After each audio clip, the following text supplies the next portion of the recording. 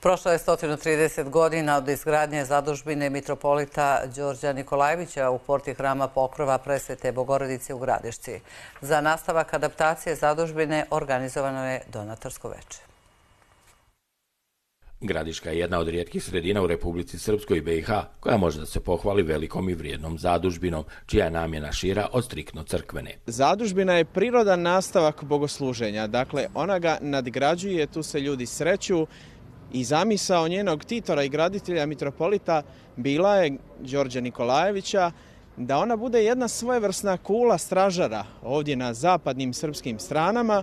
Tokom večere za donatore predstavljeno šta je od 2019. godine urađeno na obnovi rekonstrukciji zadužbine, kao i planovi za naredne 2 do 3 godine. Do tada je planirano da radovi budu završeni i zgrada dobije svoj stari sjaj. Pred nama su sada važni poslovi, pored uređenja sprata, prizemlja, suterena i najteži je posao svakako vanjski, da svaku oštećenu ciglu zamijenimo, da pokušamo sačuvati original, da prosto umijemo i vratimo stari sjaj ovoj zgradi.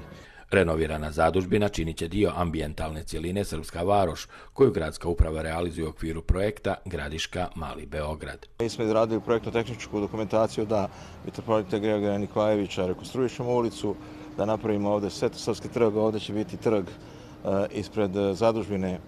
Ovo je zaista jedna šetalište, mogu slobodno reći, jedna Knez Mihajlova Gradiška koja će biti ovdje prisutna za sve građane i privrednike grada Gradiške. Mitropolit Đorđe Nikolajević Gradišku je posjetio uoči slave grada Male Gospojine 1892. godine, gdje mu je kod tada skromne stare crkve i srpske škole priređen srdačan doček. Zbog takve dobrodošlice odlučio da iz svoje zaostavštine izdvoji 9000 forinti za gradnju zadužbine, koja je nakon toga izgrađena za samo godinu dana.